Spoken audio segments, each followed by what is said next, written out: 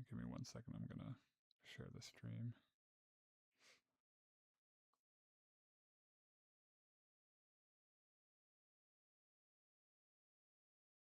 Hit that tab that says multi-stream. Do you see it above the chat? Yeah.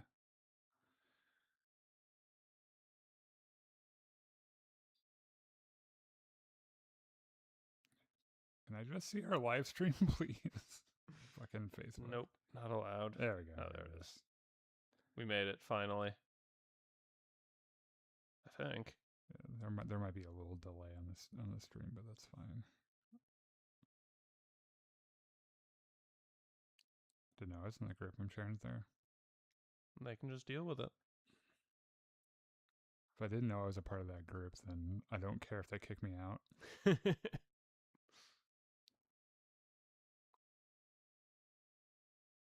Bam, bam, bam, bam. Bam, bam, bam, bam, bam, bam. Well, of course we did. Why do you think we're doing this show, you dipshit?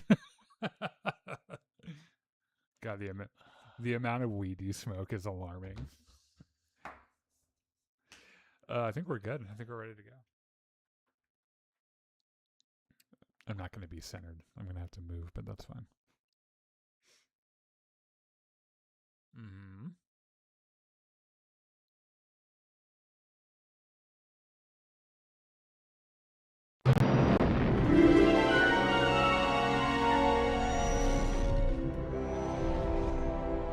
Welcome back to Jedi Enclave. I'm Daniel. I'm Chris. And this is the Jedi Enclave Presents You. Now, this is Podcasting Podcast, your weekly podcast about Star Wars and Star Wars accessories, except for last week. We didn't do a podcast last week. Mm-hmm. We really didn't want to, honestly. I was too busy. This week, there's Star Wars. What was it? I had a dentist appointment last week or something. Yeah. We do have Star Wars, and we don't mean to be this way, but you're going to have to wait a little bit for it because there was some other stuff we did this week as well that we want to talk about. One thing I had to remind you. I know. I totally forgot. So in addition to our spoiler review of The Mandalorian and Grogu, we are also talking about Punisher, One Last Kill, which was like, what are they calling this? The Marvel... Special feature something. Yeah, it was like what, 48 minutes or something, 50 minutes, somewhere around there. But it's not attached to like a show that's happening. It's just like a one-off. Like, it's just its own thing. And then The Boys had its series finale last week, and we've been covering the show pretty much ever since it started, or I'm pretty sure since it started. I think so. Yeah. And so it was kind of bittersweet to see that close out, and I have some pretty strong feelings about it as well. So we'll be talking about that. And then after we're done with those, we're going to be joined by our producer, Matt. We're going to chat a little bit about Mando and Grogu? Yeah, Mando and Grogu, which you and I saw just a couple hours ago. And I have some thoughts about that as well. So we plan to get into it, talk about the plot a little bit, spoil it. Is it a spoiler to say that there's not a ton to spoil? Which isn't to say I don't like it, right? Yeah. Like we'll get to it when we get to it. But anyway, there, now you guys know. If you could, while you're here, give us a like on Facebook Live, Twitch, YouTube, TikTok, Kick, and Discord. That would be great. That'd be great for us, and also in some way probably good for you, I imagine. Probably. Yeah. So let's get this through. The least amount of time we're going to spend is talking about Punisher One Last Kill. Okay. 50-minute episode about the Punisher punishing everyone in New York, apparently. At least all the criminals. And also getting punished for doing some punishing? Yeah. No, that's... Okay, I said this to you on the drive over to Mandalorian and Grogu. They could have made a movie with this plot in general. So the general plot... Spoilers for this, by the way. The general plot is... There's a crime family in Little Italy who's really upset that... Well, there is a matriarch of a crime family who Frank Castle killed her husband and all of her kids, and she's very upset about it. And so also, just as a life hack, if you're a mom and when talking about one of your kids, you have to say, he didn't touch any of those kids, probably not the best thing in the world. Woo! Like, literally a line, I know what everyone says, but he didn't touch those kids. That was pretty funny. April says hello. Daniel, Chris. Oh, which, by the way, we are live streaming, so we'll be reading comments as they come in.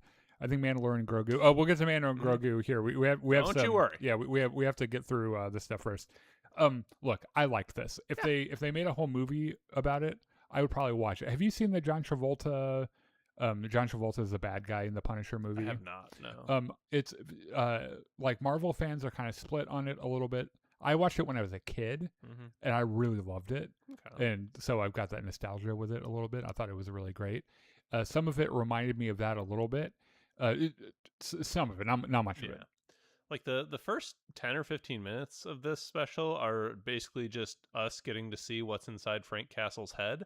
And as you might expect, that scary. Is not a pleasant place to be. Real scary shit. Like, actually. The man has PTSD from multiple sources. Yeah. Schizophrenia, almost certainly. Just not a mentally healthy individual. Yeah. And he doesn't talk a lot. No. There are one or two scenes, like the graveside scenes, where he talks to his dead family. But mostly it's grunting and murdering people. And screaming. Yeah. And so basically this matriarch of this Italian the crime family. Yeah. She's real mad, so she's called up personally, I presume. Every hoodlum in this part of New York and said, go kill Frank Castle. And the rest of the episode, guys, I shit you not, is just Frank Castle killing everyone who comes at him. Pretty much, and I kind of loved it a little bit. It's like, this is a lot of the plot is not super it's not that deep. It's not super intricate or deep. They could have made it into like a feature film movie. So like they could have had like boss fights where like, or they were all like assassins or something. Yeah. So like he fights through his apartment building, he gets down the street, he sees the matriarch driving off in one direction, and like his neighborhood cafe owner is being attacked by hoodlums down the street. Yeah. And he has a very clear choice, right? Because at this point, he could probably chase after her, pull out his gun, and kill her. Or he could save the cafe owner, but he can't do both. Right. And it's presented, I think, as a bit of character development that Frank saves the cafe owner and his family. And then kills literally everyone else. Yes. And this episode is, or special feature or whatever it is rated mature.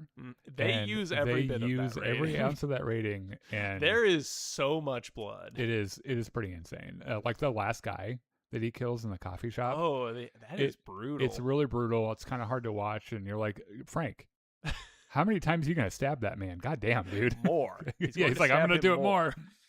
So yeah, I enjoyed it. I thought it was a fun little thing that kind of came out of nowhere. I kind of forgot that it was coming up, and I imagine this is not the version of the Punisher that we'll see in Spider-Man: Brand New Day. No, I probably think a little more tame. Post character development. Yeah, he's just not like totally insane, but batshit insane the entire time. I had one last thought. It's a nice hint into how completely unhinged he is, that like in the first time we see Frank Castle, he's like taking his Bowie knife and like scratching the Marines logo tattoo off of his body. Yeah, he doesn't want to be a part of that and anymore. then he just puts on his hoodie and walks out. Yeah, and you can see the blood on his sweatshirt. I noticed that too. Like, the dude, it's a very chaotic life. That man has a very chaotic life. All right, so Punisher, I think we both enjoyed it. So the other thing that happened this week before we talk about the Mandalorian and Grogu, The Boys is finally over. And we missed last week. We're not going to go scene for scene because we don't have like a ton of time to do it. But I really hated it. I hated the end of it. There are a couple of moments that I thought were particularly good. And you know how I like to be. I don't like to just hate things because I know it'll get people all like freaked out on the internet and shit. If you say you don't like something, it's because you genuinely don't like it. And I kind of feel like the show has been going downhill for maybe a couple of seasons.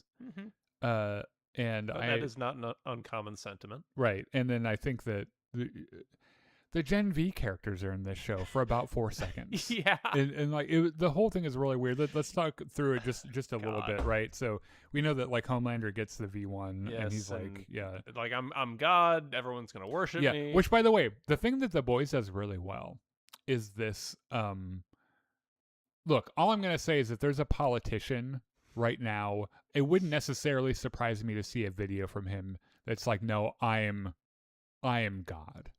Not your stupid little religion. I am God. Like I've replaced your God. Now worship me. I mean, there was that one gold-plated statue of him that a preacher had to go on Fox News or something and say, no, that's not actually the golden bull from the Book of Exodus. Yeah, You know, the one that Moses told them not to not build. do. Yeah. So all I'm saying is that the one thing the boys does really well is that they are very politically salient. Yes. A lot of the time. They have a target in mind and they go directly for it. They do not bat around the bush. Homelander kills President Calhoun in, I think, the second to last episode. Tells Ashley, all right, Ashley, you're going to do all that shit I just said. Yep. Go make me God. Yep, go make my church now. Homelander dissolves the Seven. So like... Okay, this is another problem. Not pour the deep, because he knew what he was signing up for. He's really terrible, and he's part of the reason I didn't love this. I'm not sure if it was the actor or the lines, or maybe a mixture of both, or they just didn't do enough takes of his scenes. His performance was really wooden and kind of cringeworthy. Almost like a caricature. I didn't enjoy his performance. I felt like I wasn't bothered by any aspect of the performance. I felt like it was more or less what you would expect when someone is seeing everything that they've committed their life to just completely crash and burn around them. What I'm talking about is like the literal faces he makes when he talks, like how he presents the part. It was kind of hard for me to like catch on to, and didn't bother me, but okay. I did kind of like what happened to him though. Yeah. So if we're to go around the timeline a little bit, so let's follow the deep through this, right? So he's pissed all of his fish friends off, and if you're new to the boys, this is basically Aquaman, right? And he's pissed all of his friends off because of this oil thing. Yes, there was a pipeline near Alaska that Black Noir sabotaged specifically to piss off the deep. Yeah. And now all the fish hate the deep. Yeah. And he is constantly trying to get affection from Homelander. He has this brilliant idea that he's going to be on the Seven again, and he could lead the Seven because Homelander's busy being God. Yeah, and then Homelander's like, "Fuck you! I do not like you. Yeah, we're done with the Seven. Yeah, we're done. Yeah, we're done with the Seven. The only reason I kept you around was to see how low you were willing to go. That's a single drop of my affection. There's a really funny conversation he has with a hammerhead shark that's voiced by Sam Jackson, which was a lot of fun. I was like, hey man, why don't you come in the water? Yeah, it's fine. So we find out that like the second the deep goes into the water, he's fucking dead. All the fish, all the sharks and shit. Of course, that's what ends up happening. Yes. He gets into a fist fight with Annie first, thinking that it will please Homelander. Yeah. And she knocks his ass into the ocean, and he gets shish kebab by an octopus, which we find out the director apparently said was the cousin of his girlfriend, Ambrosia or whatever her name was. Okay. And so he dies. The Homelander more or less just dissolves the government. Yes. And because what do you need a government for? I'm God. Yeah, and the other thing, he forms a literal thought police with psychic, all the telepaths. Yeah, where they like everyone who is just acting like they don't love Homelander. They his plan is on Easter Sunday, I'm going to declare that I'm God, and then I'm going to send all the psychics out everywhere in America, and they're going to kill everyone who doesn't wholeheartedly believe in me. Yeah.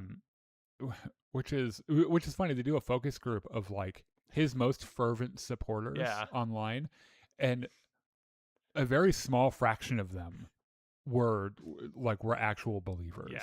And like most of them, like in their heart of hearts, were like, what the fuck is happening? But they were just too afraid to say anything, which is also very politically salient right now.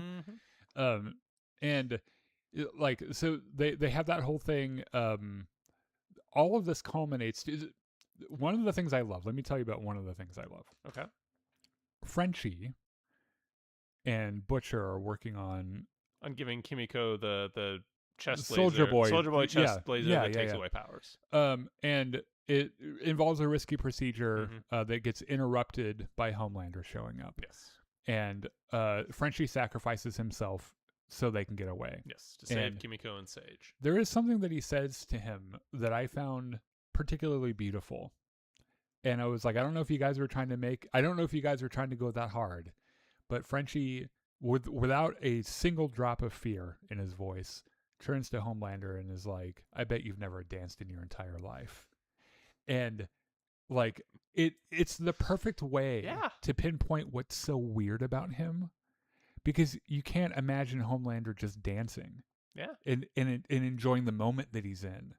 And you can tell that it goes over his head, because like Frenchie says that, he's like, I bet you've never danced a fucking day in your life. And Homelander's just like, why would I do that? What the fuck are you talking Why would about? I do that? Yeah. And it's like, that's the point he's making, is that you're this weird fucking alien that doesn't understand anything. And like, you're not a human being. You're less than that. And I found that particularly beautiful. And they use Frenchie's death as a kind of as a rallying call into the last episode, which starts out, much to Elon Musk's dismay, with an Elon Musk analog at the White House, who kind of looks like first him a little he's bit. talking to O-Father and trying to get his position cemented in the new regime. And He then wants Homelander to, comes he in. wants to talk to Homelander about male fertility rates and shit. And he's like a an astronaut, like a hobby astronaut. And so it's done like in the background where like O-Father and O-Father and the Deep are talking about something, and Homelander takes Elon outside. And then you just see her whoosh up. Yeah, he just whooshes and away. Then Homelander comes down alone. Yeah, he's like, yeah, put him into space. It's like for the one time in The Boys, I'm like, I'm with Homelander on this. Yeah. Yeah. So basically what we find out is... So the idea is that Soldier Boy's chest laser only works when he's really angry.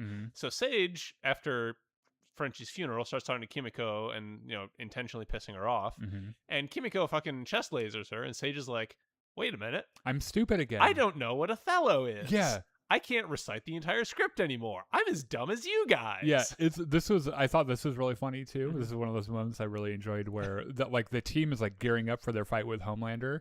And Sage is like, I'm going to Orlando. I'm going to go to Harry Potter World. Yeah. Like, it's my entire life's ambition right now is to go to Harry Potter World. It also says something that Sage seems to just be genuinely relieved to no longer have superpowers.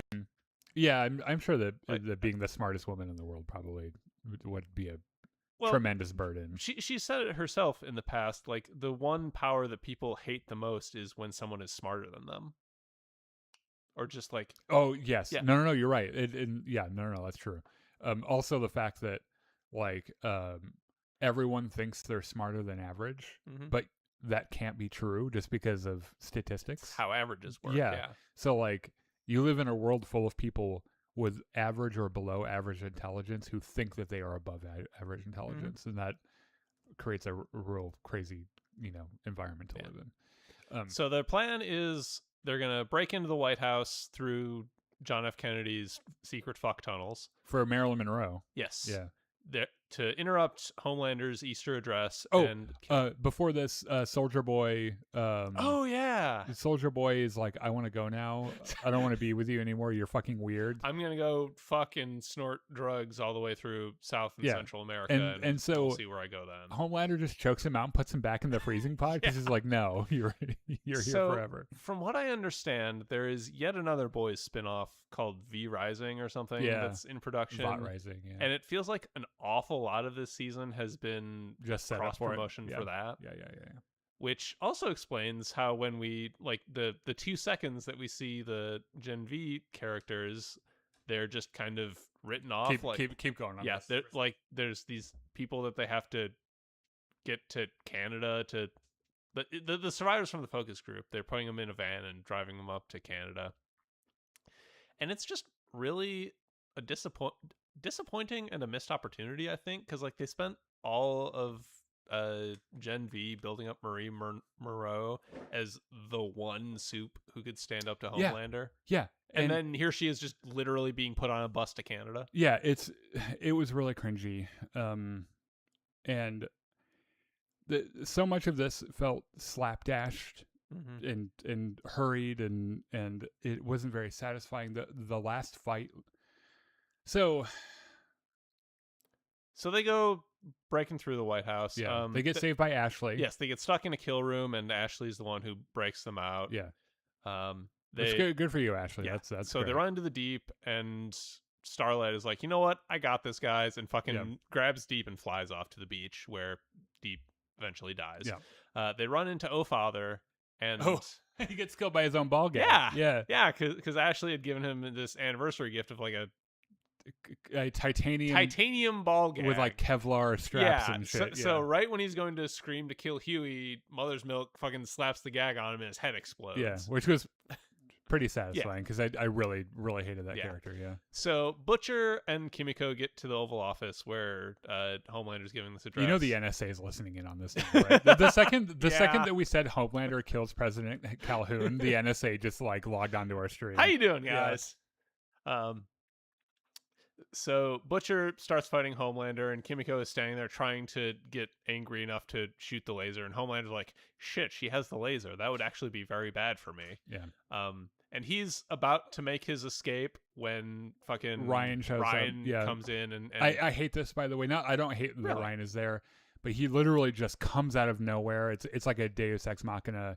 It's not, because like he was in his house in Russia or whatever watching everything on TV. No, what I mean is he literally comes out of nowhere. Like they have the geography of the scene set up, and it's like he was just standing there the whole time, and all of a sudden is there. Okay. And they were very careful. They have his hood up when he comes in, and it's really obvious it was because it was a stunt guy or it was CG, and they didn't want to put Ryan's face on it. Okay. Yeah, it looked janky. I didn't like how it looked. In fact, I don't like how much of this fight looks. It feels real low budget and weird and doesn't look very good to me. But like I do love how Homelander figures out what's going on, and his desperation to leave starts mounting up more and more. Like he knows how much danger he's in. Yep. But there's some incongruency here because like there really should be nothing that stops him from flying away just because of how powerful they've set him up to be before. And the fact that they were able to, even Ryan tackling him shouldn't have stopped him from just fucking off like really like so fast that they didn't have time to blink, like because he's Superman. I mean, right? In fairness, we do see him in that very same episode fly to space and back in like the space of a second or two. A second or two, yeah. So like I thought that was really like it really should have just been instantaneously he was out. They should have had another reason why he wasn't able to get off. Oh, that's not what I meant, but like you take off as fast. But they do keep him there. Yes, and Kimiko has this vision of Frenchie where Frenchie's like, actually, you don't need anger. You just like you have this. Yeah, you're just fucking you're do just it. You're just a cool dude. Yeah, like that's all you need. And Kimiko's like, you know what? You're right. I am a pretty cool dude. Yeah. And then she chest lasers Homelander, who's being held there by Butcher and Ryan. Yeah. So all three of them lose their powers. Yeah. Well, actually, I think someone said Ryan might not have lost his powers for some reason. I don't know. I'm pretty sure he did. It doesn't really make sense if he didn't lose his powers. This is, however, probably one of the most satisfying parts of the entire show. Yes. Because the stuff they write for Homelander to say once he realizes he doesn't have powers anymore is you come close to feeling sorry for him. Just for a second, just for a moment. Not really, no. I found myself being like, maybe not feeling sorry for him, but like understanding how freaked out he is. And maybe I'm just kind of a compassionate man. Empathize. Yeah. He offers, and this all happens on national TV, by the way. Before this happens, there's a great physical comedy bit where like he tries to eye laser Butcher and nothing happens. And he tries to fly. And he tries to like jump and fly and nothing happens. And then he tries to punch Butcher and you can tell it's the weakest punch he's ever thrown in his life. Yeah. And he blubbers and begs for his life and offers to suck Butcher's dick and eat somebody's shit. Yep. He's and then Butcher's like, actually, I think I'll just take this crowbar I brought with me explicitly for this purpose and shove it through your forehead and lever the top of your skull off. Yeah.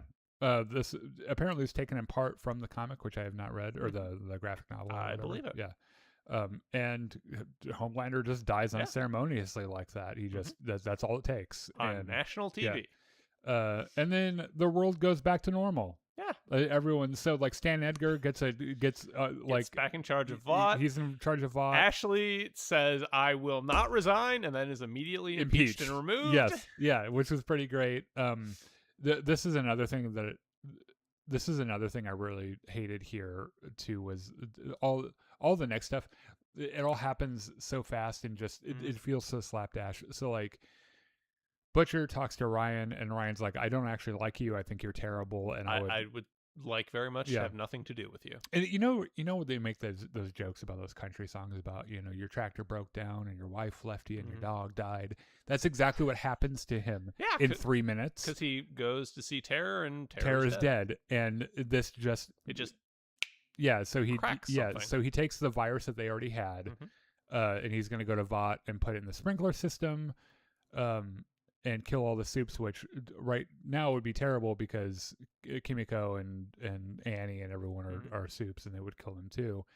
But Huey shows up and tries to talk Butcher down, and Butcher's not having it. So finally Huey's like, well, what about this gun I brought? And Butcher's like, well, what if I slap it out of your hands? And then they fight, and Butcher is obviously winning, and he's standing over Huey and suddenly has an image of his little brother, and he freezes. It's enough for Huey to shoot. Huey grabs his gun and shoots him, and Butcher's like, I'm not even that mad. You did what you had to do. And then everyone lives happily ever after. Fucking Ryan goes off to be with Mother's Milk. Who remarries his wife. Ex. Kimiko goes to France for some nom-noms. And has a dog now. And then Annie and Huey are together. They've opened their own little audio-visual shop. They're having a baby, which Annie's mother is very by upset about because Huey didn't marry her. Or hasn't yet. Did you just for a second? Because the way that they shot the very end of this looks just like the very beginning of The Boys. Did you not expect her to step off into the street and get hit by a speedster? I didn't. Because it's shot the exact same way, where they kiss each other. They're right next to the street, and then it happens. And then they do the camera from above on Huey in the aftermath. But Daniel, this time he's smiling and It's like poetry. It rhymes. I know. I'm just saying I wouldn't be surprised if that's how they ended it. He does get a call from the president to keep fighting soups, and he's like, hey, nah. You want to run this government agency that's going to keep an eye on soups? And Huey's like, actually, no, I'm good, thanks. No, I know that Radio Shack just closed, but we're opening our own Radio Shack, and it's going to be fucking off the hook. So no. And the president's like, okay, well, have fun if you with change that. your mind. And that's the end. And most of this season and the last 2 episodes really did feel like promotional material for their upcoming spinoff series. So I thought most of this season was mediocre. I thought the finale did a good job as a series finale of just tying things up and sending it off. It was probably my favorite episode of the season, which is not really saying much. Yeah. Altogether, based on what I've read on social media, people seem relatively... people seem to have fucking hated this season. So, I don't know. Maybe they were tired of doing it. I don't know. Yeah. Like, maybe they were just tired of doing it, and they just needed it to be over and everything. And I wish it was better. But it's not. It is what it is, so there's no use bitching about it, So yeah, there's The Boys Season 5. Let us know in the comments what you thought about it. If you enjoyed how things ended. All right. No more fucking around. It's Mando time. Mandalorian Grogu. Real quick, Chris says, I think The Mandalorian and Grogu might be my top 5 or the best Star Wars movie that has ever been made. Oh, that is a bold statement. May the Force be with you, Daniel and Chris. The slideshow there, Matt. Yeah, there you go. Yeah, I don't know if I agree with that. That is a bold proclamation. Yeah, that's so we're gonna bring in our producer Matt here, who has seen the movie, and then also this kid that we randomly adopted off the street called Graham. He's appears with us sometimes on the Battlefront streams. Let's do. Do you want to do a quick spoiler free? Sure. Yeah. So what did you think spoiler free? I thought the music was fantastic. Music. I thought Ludwig Göransson is brilliant. I think it was the best part of the movie. I thought it was absolutely great. Yeah. There's a music cue where they're going to the blood sport planet where Rada the Hutt Shakira. is. Shakira. Yeah, like I think. Okay. I think that I know that I remember that. I don't. Sorry, no, not Shakira, not Shakiri. Shakiri. Yeah. Okay. So like they're going on this Shakira. planet and there's this really cool electronic dance tune. I loved it. It was really cool. Yeah. A lot. So the reviews for this movie were extremely mixed. I think there was a big hullabaloo because when critical reviews dropped on Rotten Tomatoes, they had a score of like 59% or something, which is awful. Yeah. And a lot of the reviews seem to think, well, this was just 4 episodes of The Mandalorian stapled together, which, like, to my mind, that's okay because, like, I like Mandalorian, and one of the biggest problems of the show is that the episodes are very short, so you don't get to see a lot of character a full plot arc. That was also the biggest complaint. People were always complaining the episodes were so short. Yeah. Were you going to continue that or? Yes. I see the point of that complaint, but it doesn't bother me because like it does feel like it was like there's a very clear midpoint where they would have ended like there was a 2-episode arc and then a 2 or 3 episode arc after it. And I do kind of see how they might have just chosen to adapt a season of Mandalorian into this movie. I suspect that that's probably what happens. Very possibly. I think it was. In 5 years, we'll find out that it was the case that they had written a 4th season. Yep. And then they were like, "Well, we're moving away from Disney Plus releases for shows, so this needs to be a movie." Yeah. And then they retooled it. It didn't really bother me. The stakes are maybe not climactic, galaxy shattering, but Mando has always been a Western about a gunslinger. And so with that sort of character and supporting cast, you're not going to get that sort of world-shattering stakes, I feel like. There isn't a ton I disagree with you on the spoiler-free side of this. If this was season 4 of The Mandalorian, I would have liked it more than season 3. Okay, yeah. So like, I didn't find myself hating it. It is, look, you go to the movie theater and you want to have fun. Yeah. This movie is fun. Absolutely. Like there's no getting around that. It's 2 hours and 12 minutes of the Star Wars universe with all the Star Wars sounds and the creatures and everything and the X-Wings, and that is all great. And that's really cool. It looks good. It sounds good. There's snappy action and lots of... Grogu's adorable. Grogu's adorable. He always is. The Anzellans are adorable like they always are. The fight scenes are very kinetic and brutal. Yeah, a big part of the... We'll get into that into spoilers. But I think, so if we were to give this out of 5 mustachioed Anzellans, out of 5 mustachio Anzellans, how many mustachioed Anzellans would you give this film? Can I give it 3.5 mustachioed That's my Anzellans? exact score. Yeah, that would have been my exact score. What do you think, guys? How many mustachioed Anzellans out of 5 would you have given this? The Anzellans are the Babu Frick people. I give it 4. All right. Okay. Yeah, I'm gonna go around 3.9 to like 3.8. Okay. Okay. So what were you seeing, Matt? What were you seeing that would make it a 4 over a 3.5? What did you see that we didn't see? I think when that was a Baby really Yoda- detailed question. Matt was just like, "Oh no, oh no, Oh no!" when Grogu picked up his little staff. And they oh yeah, his little walking. So that's a whole half point for you, is him having a stick. Yeah, no. I get it. That was actually really cute. That little thing really, really made me smile because it, obviously reminded me of Yoda. So Yeah, it just meant a lot. yeah. It was I really actually cool. had a thought in that sequence that Grogu has found his Dagobah. Yeah. It's a swamp planet. I mean, in canon, Nar Shadda's a swamp planet, so that actually works. Nal Hutta. Oh yeah. No. That's right. Nar Shaddaa is the giant city. Yeah. I had the wrong Nal planet. Hold on a second. James says, for people complaining and saying it's nowhere as good as Shadow Lord, it's a different thing than Shadow Lord. Yeah. Ending, it doesn't need to be. Not every ending has to have Luke or Vader. I agree with that. By the way, like I was, and I don't think I was expecting Luke to show. I made a joke to John and Chris before the movie started that said, if Luke Skywalker's not in this movie, I'm going to riot. I told him to pre-order pitchforks. Right, because it was like it was a joke. I did like you don't expect. In fact, that's what was so cool about Luke showing up in season 2. It was completely unexpected, though. And I say this every time we have an opportunity to. You and I predicted Luke Skywalker in this show after the first episode of the first season. That is true. And we have the proof on our podcast from that episode. And I think the thesis generally was, there is no way in the world there's going to be a baby of Yoda's species and Luke Skywalker not get interested in knowing what it is. Because it's one of those species that we know so little about. And out of all the members of that species we've met, 100% of them have been Force sensitive, which is a small sample size, granted, but it is still a data point. Yeah, so there weren't any big legacy characters, which I was.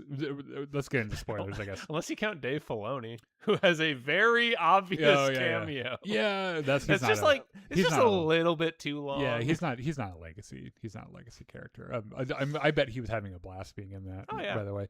He even got to have his signature cowboy hat. Yeah. So. Chris says 5 out of 5 for me. That's just me. And James says, would you say it's better than Solo?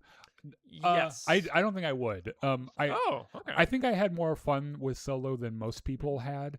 So me saying that Mandalorian and Grogu is not as good as Solo isn't a condemnation of Mandalorian and Grogu. I just liked Solo more than most people did, I think. Fair. I thought that Alden Ehrenreich's Han Solo was a lot of fun. Yeah. I love that fucking, what's his name? Woody Harrelson. I love Woody Harrelson as an actor. I love the start of the bromance between Han and Chewie. I think that's fucking great. I think that Donald Glover's Lando Calrissian was amazing. It is a crime that we have not seen more of Donald Glover as Lando. Yeah. They need to get that show or movie or whatever the fuck it is off the ground and onto the screen right now. I know that Solo: A Star Wars Story was one of those movies that didn't have a lot of fan support behind it, but that was not from my lack of trying, because I think that I actually have a lot of fun watching that movie. It's perfectly fine. I think they're about the same, honestly. I think that's it's interesting to point out too that the Thursday night preview box office figures, I think Mando made 12 million, which is low. Yep. Compared to other Star Wars movies, and I think Solo: A Star Wars Story made like 15. So they're around the same box office wise, in the same ballpark. Yeah, I feel like Mando might have scored lower just because of fatigue. That's true. There was Solo came out a long time ago, and there was much less Star Wars on the market then. However, it did have the legacy character thing where people felt like they had to see it because it was Han Solo, you know. Anyway, I still need to see Mando and Grogu, but I heard it was great. Oh well, we're about to spoil it. You should go. Yeah, like we're go doing to the theater right now. Go and watch it. Cue the alarm. Yeah, three and a half mustachioed Enzellans out of 5 mustachioed Enzellans. I think is a very fair. Which, by the way, is not to say that I didn't enjoy it, because I really did. I thought it was a fun little romp across the galaxy. Yeah. So we open up on Hoth, or some snowy planet. Snow planet that is supposed to evoke Hoth. Yes, right? There's an Imperial asshole who's bullying the local local settlement leaders, saying, hey, we provide this protection, we're gonna need more money. And when one of the guys is like, but you don't do a very good job protecting us, asshole Imperial just shoots him. Which, by the way, he's like, we need more tribute, and the one guy's like, but there are pirates and this and this and this, and he's like, do you have a problem with my protection? I'd have been like, yes. It sucks. I mean, it wouldn't have changed what happens I know, to him. right? You're going to get shot anyway. You might as well tell the motherfucker off. I would have been like, your protection, I want a refund, motherfucker. No more protection from you. While this is happening, Mando is breaking into the base and murdering snowtroopers left and right, and Grogu is helping. He's doing the thing where he stalks around in the shadows and shit. Yeah. So, Badass in the night. Yeah. I love how this fucking guy gives guns to everyone, and he's like, "You guys need to die so I can get out of here." Yeah. Okay. He goes to his yeah. escape chute. Mando busts into the room. It's the scene from the previews where he shoots the two stormtroopers. I love with the no fire. look. The no look. Yeah. And the flamethrower is pretty cool. I like how many gadgets he has. And That's then everyone who is at the meeting just kind of throws their hands up and like points at the chute. The where one, yeah. Fold him out. yeah. No, they there. folded He's on over him there. so He's over fast. there. Yeah. So He calls for reinforcements. yes. And that's when the little mouse droid starts Mhm. like, because remember, somehow in the Star Wars universe the internet doesn't exist, and apparently communications don't exist, and you have to physically send a mouse droid. I guess This is not a problem unique to Mandalorian and Grogu. This is a problem in all of Star Wars, where it is not entirely sure how well they can communicate with people, because the internet doesn't seem to like there is no the networks. internet didn't exist in 1977. I understand. Therefore, Yeah. it does not exist in Star Wars. It's just like, you know, that if it were any other fucking like sci-fi thing, like they would have pulled out a real futuristic device or like a cell phone. or anything, and just like send a message to Yeah. like their their guys and everything. So Imperial asshole is running away with his convoy of 3 AT-ATs, and Mando catches up and starts blasting his way through them. Anyway, I just started blasting. Yeah. Yeah. Yeah. He shoots down Imperial asshole. Yep. Kills him, by the yes. way. So, By the way, a lot of people kind of die in this one, in Yeah. this movie. for being as family friendly rated as it was, No, the end with the twins, I there's was like, a oh lot of god, people who- yeah. So Mando meets up with Zeb, Steve Bloom. Yeah, and they're just buddies now. I think they Yeah. just kind of work together. Yeah. And Mando's whole thing is that he is bounty hunting for the New Republic, Yes. and we meet Sigourney Weaver's character, Mhm. who has this deck of cards, It's all the Imperial warlords they're Yeah, trying to track which down. again, they clearly don't have the internet. If that's how they're Yeah. assigning bounties, she's like, I have this card for you. I mean, Here, it's even a Take step. this. You know that this would be a cloud-based thing, Yeah. if the internet existed. But like, it's even a step back from episode 1 of Mando, where at the very least you get this He's the little pucks. transponder. Yeah. So they go to the planet from the end of one of the seasons, or Navarro. Well, hold on. Is this Is when he it? goes back to Navarro? no, before that, when he's going to Sigourney Weaver. Oh, planet. it's where the New Republic outpost is. Yes. Yeah. and like he's walking through the bar, and there's this one lingering shot on Dave Filoni for some Yeah. reason. Yeah. They're like, you don't. Yeah. Yeah, this guy's special, but most of you probably don't know why. Yeah. So Sigourney Weaver's like, look, you really fucked a goat on that one, but because like he was supposed to give And us in front of your information. kid, even. Yeah, Jesus. jeez. He was supposed to give us information, but you know what? It's fine. We got another lead. There's this guy. Nobody knows what he looks like, Mhm. but the Hutts know where to find him. So if I Yeah. can go to Nal Hutta, talk to the twins, they'll have you go find their nephew. And when you bring him to them, they'll give you information on Face's guy. Yeah. Mando's like, this plan is extremely convoluted. This is dumb. But okay. And oh, hey, is that a Razor Crest? Yeah. Oh, so first of all, the second she would have been like, we don't know what he looks like. We don't know if he's male or female. We know Mhm. nothing about him. We don't know his species. He could be literally anywhere in the galaxy. I would have been like, pass. I don't think I can do that. Yeah. Like, it literally could be that fucking chair over there. Like, I don't know what the fuck this guy is. Like, Here's a shadow figure. yeah, this is, what am I supposed to do with this? The But- card even has just a blank silhouette. I, It's- I do appreciate that the Razor Crest coming back into his life wasn't some. They just found one, and they're like, "We thought you'd like it. Do you want it?" And he's like, "Ugh."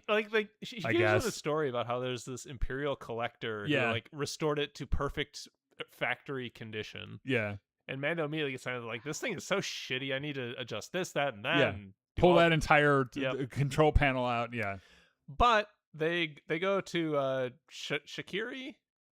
it's not Shakira. I can tell you that. Shakiri. Shakiri. Shakiri. So they go yeah. down to Shakiri to find, first they go to Nal Hutta.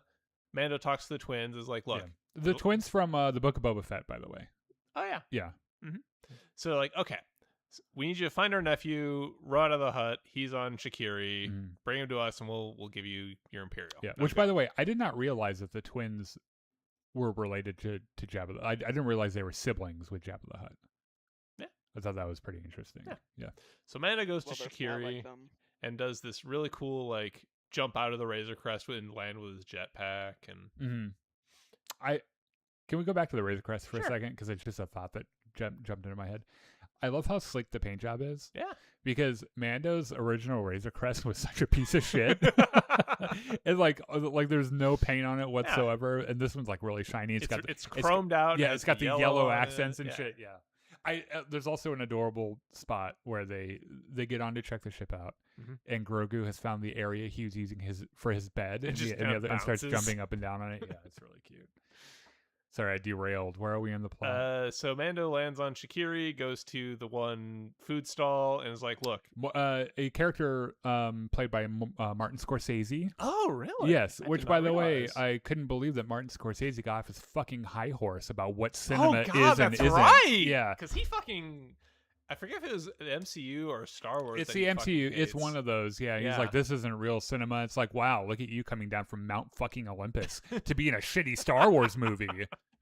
Motherfucker. So Mando bribes him, is like, "Look, I'm looking for Rada the Hutt," and Martin Scorsese is like, "Oh, Rada, he's a fucking gladiator. Yeah. He's famous." He literally lives in this building Yeah. right next to us. Yeah. So Mando goes down, and like they watch him fight a guy and Mhm. win. And Oh, wait, by the way, this is an interesting expansion on the Star Wars lore because we've like in Legends we've read about Hutts and how like the younger ones are more muscular because they don't grow fat when they're really young, and it's interesting to see them visually flesh out the Hutts like movement style, how like they move around and they traverse the terrain and everything, and the gladiator bit is like a really good example of that because you see him fighting and moving around a lot. But also, when you go to Nalhutta, you see them in their natural habitat.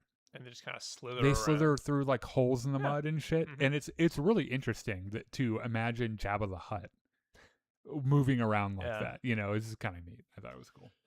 So afterwards, Mando goes down to Rada's cell. Bedroom cell. Yeah. And is like, "Look, I'm here to rescue you. Your aunt and uncle want to see you." And Rada's like, "Actually, I'm good here. Yeah, I don't need to be rescued.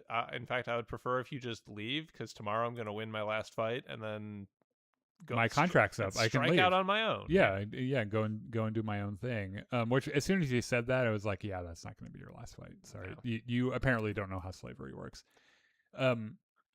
There is an instantaneous bond between Rada and Grogu. Yeah, which I think Rada just looks over at Grogu adorable. and is like, "Can I feed him?" Yeah. So the second he looked at Grogu, I was like, "Oh no, he's going to eat him," because that's what Jabba had the little bowl of frogs in Return of the Jedi that he would just kind of munch on. Yeah, I thought that's what was going to happen.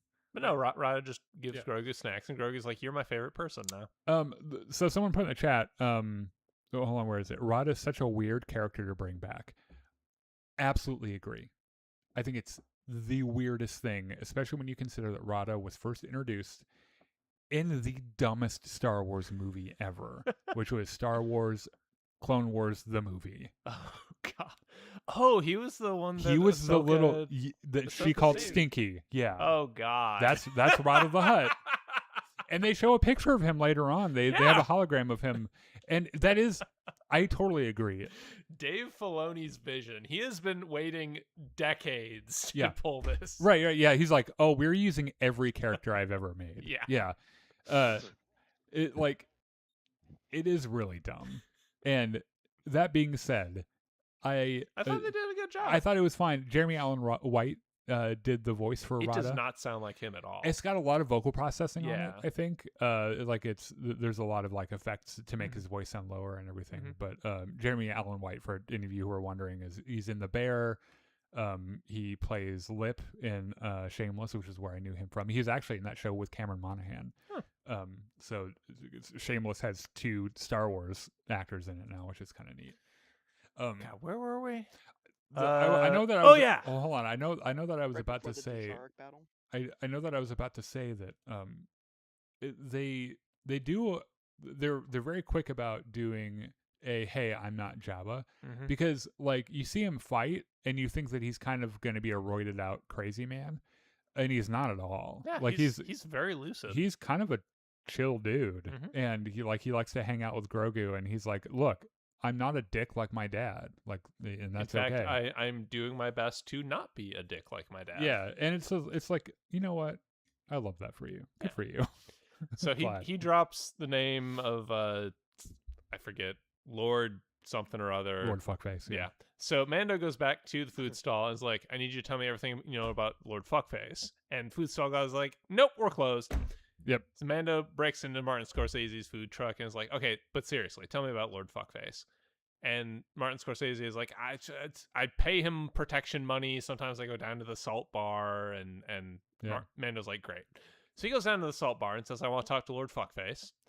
And this not Deveronian is like, I think you're in the wrong neighborhood. No, he's an Ichtaki. That's why I said not Ichtaki. Deveronian. Because I know what Deveronians look like. I just didn't know what that guy's species was. God. Horny guy. We're talking about the man with the horns. Yeah, Yes. he's the same. Someone One and a someone half, check yeah. my pronunciation on that. But he's the same species as Saesee Tin, who is the Jedi Master on the council in Episode 3. Yeah. That he's on the arrest team to go take Palpatine. And in the He's dead. novel, he gets his head cut clean off. And it's the first thing Anakin sees. no, when he gets that's his- Kit Fisto's Oh, head. I'm sorry. Because Kit Fisto gets his Okay. head cut clean off too. Like Saesee Tin got like at the chin, and it cut the little ends of his horns off. It's Palpatine was not fucking around. it's so disturbing. And those, by the way, that's why I leaned over to you during the fight in this sequence, he knocks a part of his horn off. Yeah. That's why I leaned over to you and said, "Don't worry, it'll grow back," because canonically their horns grow back. Yeah.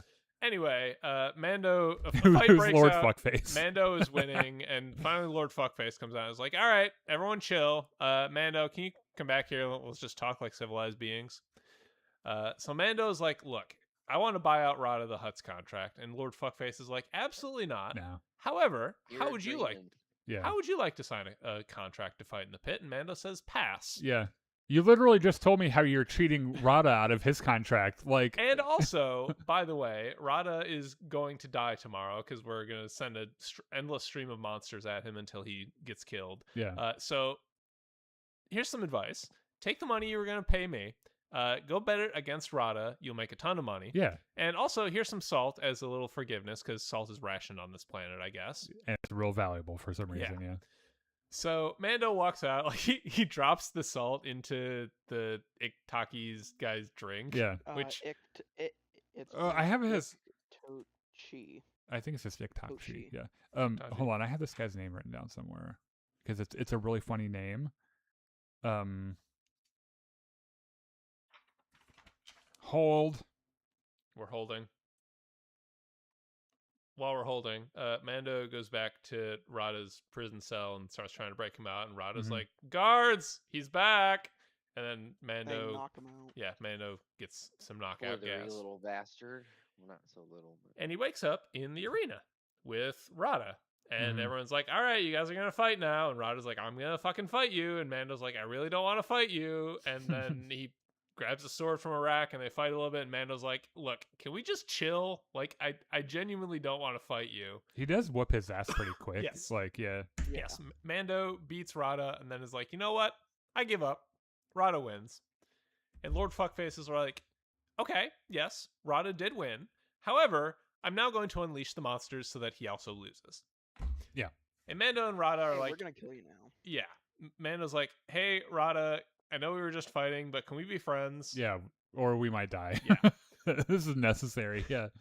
Okay. They're all sending the clones. Thus starts the biggest like fan pleasing, like fan servicey part of the film. You which think so? Huh? You think so? Absolutely. Yes. Okay, so if you go and watch 1977 Star Wars, Mm-hmm. Chewie and 3PO are having a Dejarik match. Oh, All I of those get it little now. stop motion Yeah. monsters are in this fight, and one of them even does the same animation where he picks Yes. the guy up over his head and he throws him down. Like, it is the most fan servicey thing ever. And I'm not saying it's bad, Yeah. like, because it was really neat to watch. And they had a bunch of critters on that, right? They had like all the guys from that match in the original Star Wars. I think there's one like electricity Yeah. little bug thing. He's like a little Pikachu or something.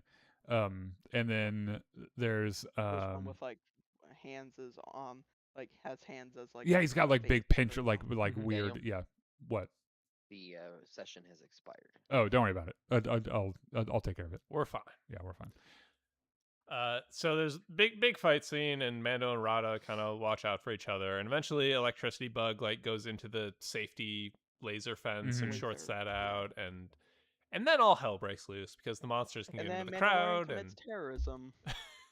What do you mean? is it terrorism? What is he? How does Well, he commit? he did kill like a couple people, like almost the entire arena. He killed almost everyone. Well, he's in He an arena. he didn't do it. Yeah. The He, monsters Not did it. him, but he. Oh, wait, Rada. Who threw the little? well, he booster wasn't. He thing? wasn't throwing it so that they could let the monsters loose on everyone. I think it just happened in the heat of battle. Yeah. Like it got thrown, Like, and he just happened to. It hit was that not spot. a cunning plan. Yeah, I don't think he was like, oh, we're gonna short the fence out and have everyone get eaten. Mhm. Like, also they were really because it is a family movie. They were very careful about not having like Yeah, pincher guy like bite people's heads off and shit. He just throws them over his there shoulders. was no blood Yeah, yeah. at all in this fight. Yeah, I don't I think was any of those people expecting actually one of them died. to eat I think all those people lived. Yeah. Like they just got thrown across the room a little bit. with like a they were couple fine. broken bones or Traumatic something. brain injury. Yeah. Okay, I can't find it in my notes because I copied and pasted from Wikipedia. It could not possibly be important. But it's a funny name, is why I keep looking for it. It's Okay. I can't remember what it is. Someone who's watching the stream, go look up who the Itchaki guy was. Lord Fuckface's like assistant. So Rada, Mando, and Grogu get out to the street, and Rada's like, I'm going to jump in this speeder and leave now because I really don't want to see my aunt and Yeah. uncle. Bye. Yeah, has he explained why yet? I think so. Yeah, so That- basically he's like, I'm the living heir. It turns Game of Thrones for like 4 Yes. seconds, where he's like, I'm the living heir of Jabba the Hutt, and they need me dead so they can take over the Okay, so his the criminal name empire. is Hog's Breath. See, yeah, Hog's Breath. Huh, That's okay. what I mean. It was a funny little name. Which yeah. also strikes me as a Game of Thrones name, but whatever. Hog's Yeah, Breath. was about Yeah, to say that. yeah, it could be. Yeah. Anyway, so cues a chase sequence which ends when Rada gets cut off by Zeb in the Razor Crest, and then they chain him up in the Razor Crest Mm. and go to leave. They hoist his ass up. Yeah. Yeah. Which, by the way, I like Screaming Ice Cream said movie's going to make $1 billion. I'm telling you, no, it's not. Unlikely. No, this movie's not going to make $1 billion.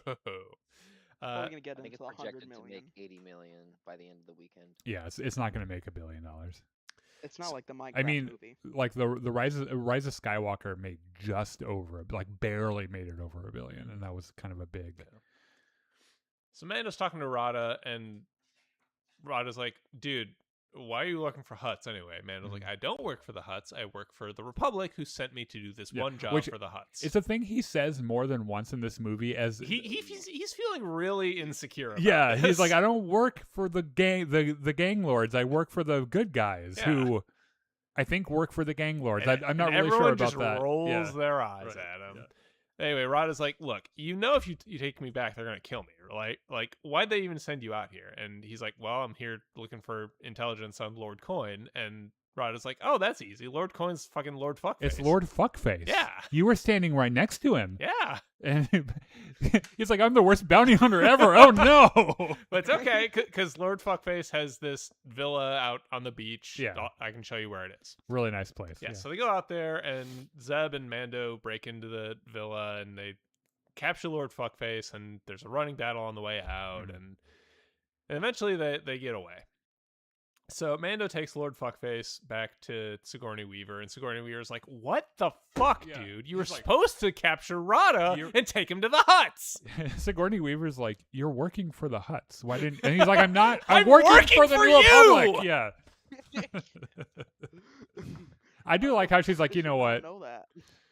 This is fine. We'll You know take what? it. Whatever. We got our guy. Yeah. I'm sure the Hutts will be annoyed, but they'll Yeah. get over it. I'm sure they won't endlessly There's come after no you. way Yeah. they'll send a bounty hunter Yeah. after you. In fact, I'm sure that you are perfectly fine to go back to your little hut on Navarro, and everything will be fine. Amanda's like, that's great, because I was just about to go back Yeah. to my little hut on Navarro. Yeah. So they go back to Navarro, which was kind of nice to come back to. By So, the you way, know, missed opportunity for a Carl Weathers cameo. there was a Carl Weathers reference on something in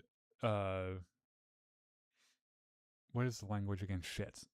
Oh god, my brain is just like, Huddies? no, the the basic Arabesh. Orbash. The Arabesh says something Apollo Creed maybe or something. Okay. Yeah, it was kind of an obscure reference, but Yeah. they do make a Carl Weathers reference Okay. somewhere in the film, which is kind of nice. So Mando is digging around in his new Razor Crest and trying to tune it up to the way he likes it, and he calls the four Anzellans, or Babu and the Fricks.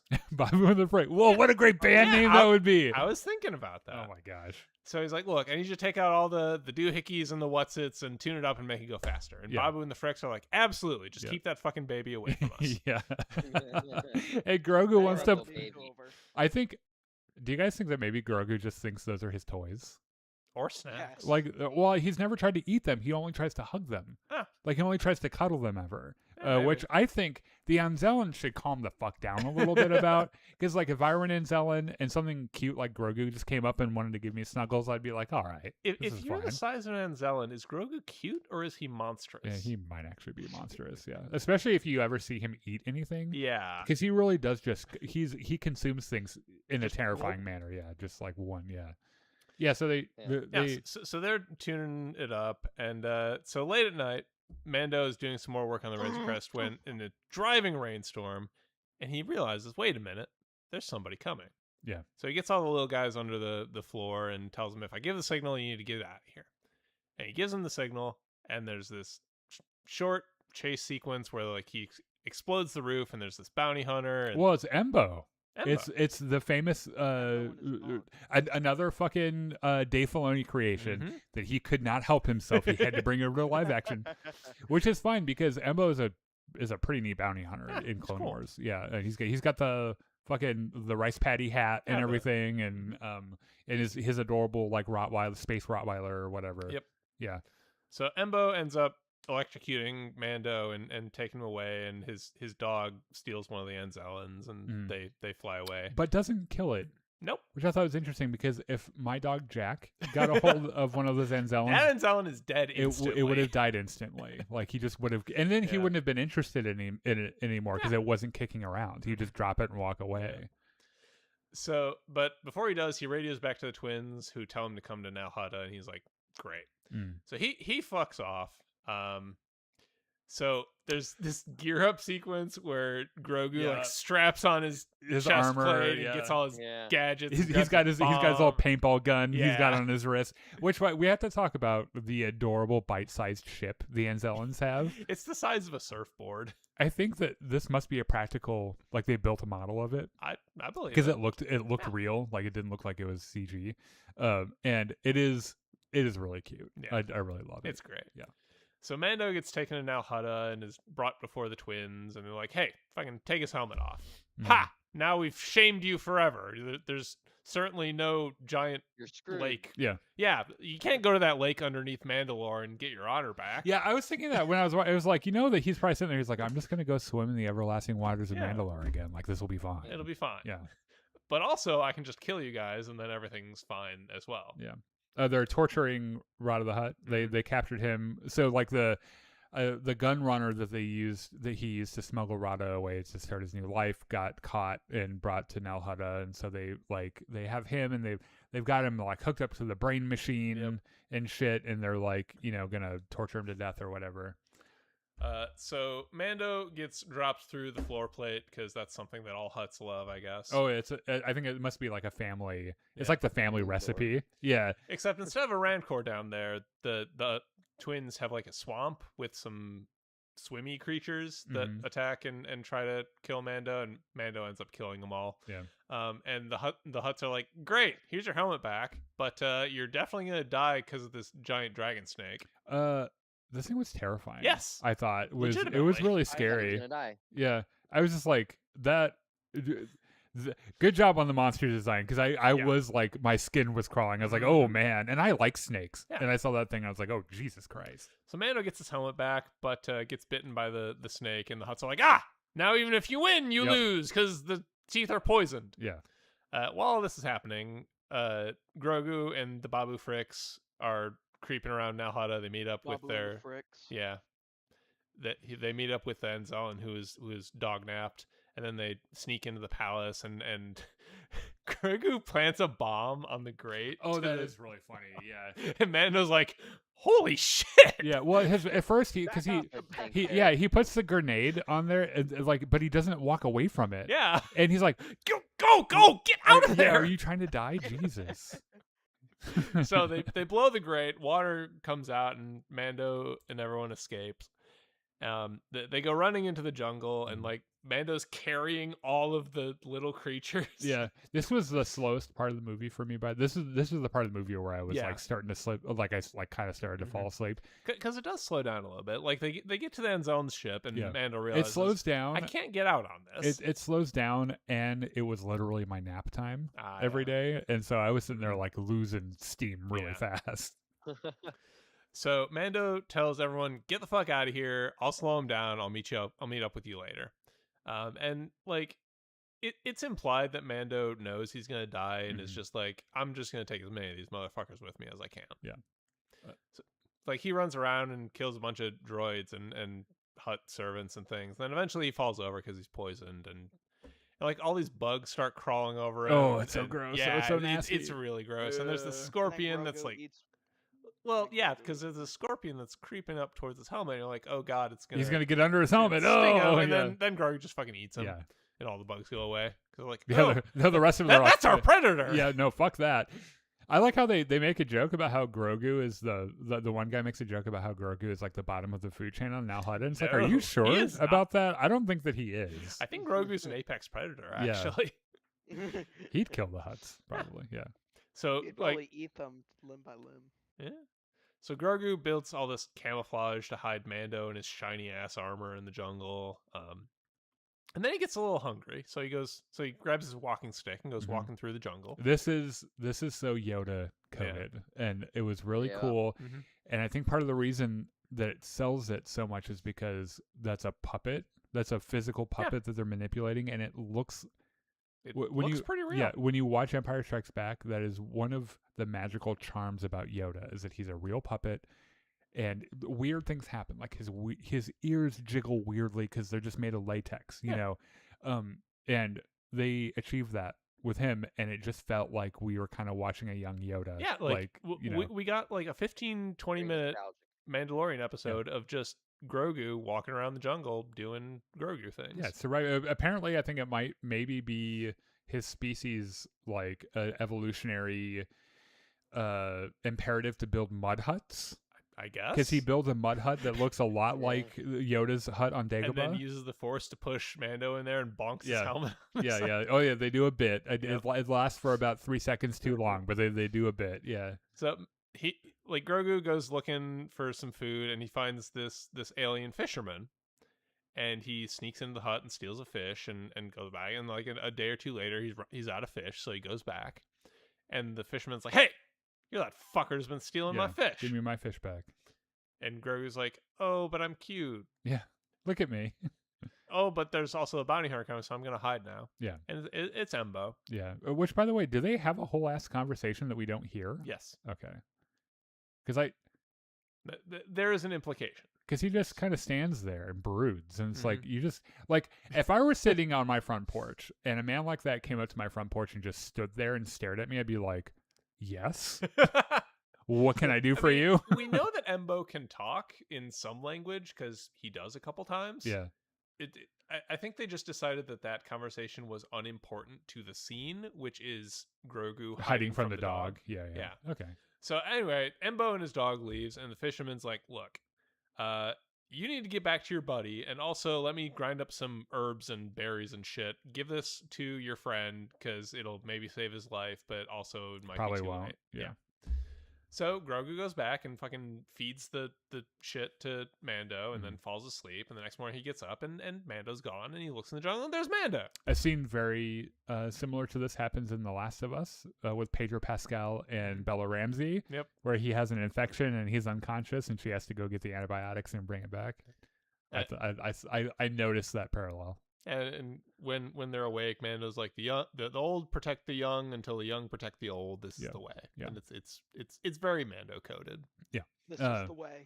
And so So they go find the Gunrunner's crash ship. and I think the Mandalorian is like, okay, so we could go back home, Mhm. and that's where your cookies are. And I understand, like, that would be pretty fucking rad if we went home and you had cookies. However, these I can't- guys are going to chase us to the ends of the universe because they're so fucking petty Mhm. in their huts. So let's go kill them. And Grogu's like, absolutely, I let's- would like to Well, kill. let's do now." it. Yeah. So yeah, they They do. fucking crash the ship into the palace, Yep. and Mando has his swords and like 8 different guns, and he just goes blasting. Yeah, it is. They do a little suit up scene with him Yep. where he picks all the, you know, I think he's like He's in the, got his pistol and his short rifle and his long Yeah. rifle and his 2 swords. Yeah, it is nice that they in the story they establish that it's a gun running ship, Yeah. so it's full of weapons, which is, you know, the best possible Mm-hmm. scenario for him. He fights a bunch of guys in this base. There are a Whole couple bunch of droids, big some mech big guys. droids, Yeah, including one that Grogu dives inside and starts ripping wires off. yeah. And eventually, they get to the throne room where the twins are, and Mando's like, "You fuckers saw my face. It's time to die." Yeah. Well, yeah. By the way, I do like that as a reason before when they're like, "Oh no, we took your helmet off. How can you live with the shame?" And he's like, "I'll just fucking kill you. That's how." And they're like, "Oh, go meet our snake." And so he's back and he's like, "No, but I was being serious. Yes. Like, you are actually yeah. going to die. If I don't kill you, I have to take my ass all the way back to Mandalore and go And back that- into the healing and that's waters of a Mandalore." whole fucking day, and I don't have time for that. And they're like, "Oh, Embo, save us!" And Yeah. Embo comes out with his fucking sickles, and Mando has a sword There- fight. there's a little fight, and it's pretty fucking rad. Yeah. Like, it looks pretty neat. And Grogu has a little showdown with the dog, Mm-hmm. and where he just puts the dog to sleep Yep. because that's what Grogu does. And Yep. he breaks Rada out, and Rada and the twins have their own little fight. Yeah, and 3 huts slithering around punching each other was not on my bingo card for this it was movie. pretty fucking rad. It was. I was just like, that's how they fist fight. Yeah. That's weird. And like they slam each other into the grate, and like the floor starts to collapse a little bit, Mhm. and eventually it does give out, and like the twins fall in, but Grogu is lifting up Rada, and Yep. like when I saw that, I just couldn't help but think size matters not. Oh yeah, yeah. That's the thing. I think we're gonna find out eventually if they ever flesh this out in canon that Grogu and Yoda's species are all Force wielders. It is maybe a mechanism of their biology, and they are, for that reason, more attuned to the Force, and that's Yeah. why they're so much better at using it. Yeah. So the twins, like the snake is there, and the twins are like, "Embo, save us!" And Embo just fucks He's like, off into "No, the tunnel. No, sorry. And the twins both get eaten by the dragon Yeah, snake. yeah. Embo's like, well, you just fed the guy's paying me to the snake, so that's where our agreement ends. Yeah. Actually, it's in my contract. No snakes. I love. There's a nice little bit where like the snake is slithering away. You can see the 2 bulges. Oh, it's so gross. It's so nasty. And like he eats the first one and he puts his head back and swallows it. And it's like, oh god, it is real gross. Anyway, Got the my hat. droids start attacking the throne room, and Mando is trying to hold them off. And then Sigourney Weaver's like, "Hey, I'm here. I brought a whole bunch of ships. Yep, I'm in my X-wing. Let's fucking go. What should I Yeah. blow up?" And Yeah. Mando's like, "Fucking Me. shoot exactly Yeah. where I am. I'm not gonna be here in like 5 minutes, but just blow Yeah. it up." And Sigourney Weaver's like, "Whatever you say, Yeah, man." I don't care. I just want to go back home. Yep. So there's this space fighter versus ground fight, and they blow a whole bunch of shit up, and Mando and Grogu and Rada have to jump into this lake, and they all escape and live happily ever after. Yeah, everything's just fine. Mhm. They do go back to Navarro, and I think Rada. Well, no, they don't go back to Navarro. They go back to the the New Republic Yes. outpost. And Rada's like, "You know what? Actually, I think I'll just hang out with the Republic for a while. Yeah. This seems like a good place for me." Yeah, And Zeb is like, "Let me get you a uniform and a beer." yeah. Have you met Dave Filoni yet? Yeah. Come to the bar with me. Yeah. He's the one in the cowboy hat. Yeah. And that's the end. Pretty much, Right? Yeah, Like it- we get to see Grogu press the button to send them into Oh yeah, hyperspace. he which teaches is them how to very fly the cool. ship a little Yeah. bit. Yeah. It's really There cute. are so many moments in this where Mando is just teaching Grogu little things. Yeah, yeah. Or like he'll lecture him about, make sure your armor is tight but not too tight. Yeah. and- So let's go through some of this chat a little bit. Dave Filoni literally voices Embo. I did not know that. That's really neat to know. Lord Fuckface. Hold on. What was something about? I'd really laugh if his name was really Lord Fuckface. it's Oh. not. If his name was actually Lord Fuckface, I'd die laughing. It reminds me of Harry Potter, the snake. Oh, the basilisk. Yeah, Oh, yeah, yeah. a little Okay, bit, yeah. Our buddy Ian says, hello there. Seen the movie twice now and really enjoyed it. And Animan finally giving it some was such a moment. Cool horror vibes, fighting huts, Anzellan cuteness, Mando. Oh, something you guys should know about Anzellans. This is true in canon. I was telling John and Chris about it on the way home. It is known in the Star Wars universe canonically that Anzellans are famous for their romance novels. That's the big Anzellan export. So if you're ever at a Star Wars airport and you're going through the fucking paperbacks, Yeah. it's probably written by an Anzellan. Dragon Snake ate 2 Pizza the Hutts. Really enjoyed Rhoda and his outlook on life and not wanting to be like his dad. Yeah. That was a neat little thing. Rhoda's like, I just like punching people, and I'm really good at it. So that's what I'm gonna do. Portsmouth Orlando Magic says, much love from the UK guys. Oh. Love the channel. Thank you. Thank you. And then AJ says, AJ somewhere said hi. Hello there. I don't know where it went. Yeah. Yeah. Yeah. So you know what? It was fun. Did the Star Wars movie melt my face off? No. Did I cry? Did it change the face of the galaxy? Not even a little No. bit. Like it had no impact on the plot. They didn't even mention Thrawn, which I was kind of hoping they would. Did I cry like I cried at the end of season 2 of Mandalorian when Luke showed up? No. But it's a Western. yeah, it was a lot of fun. It's about a gunslinger who's just doing a job. Yeah, it was fun. It did exactly what it set out to do, which is be entertaining and cute and funny and kind of badass. Yeah. Right. And that's fine, you know. I think that's it for the show. We'll be back next week. God, what are we gonna do next? I think we're doing Star Wars. I think we're doing Star Wars Storytime next that's week. exciting. Yeah, because we have to take a little bit of. There's a little bit of a break between this and House of the Dragon season 3 next month, which we will be doing extensively. In fact, I have to get Matt caught up on it so he can watch it with us every week. Yeah. So thanks for joining us tonight. Thank you also, Matt and Graham for hanging out with us. And we'll see all you guys later.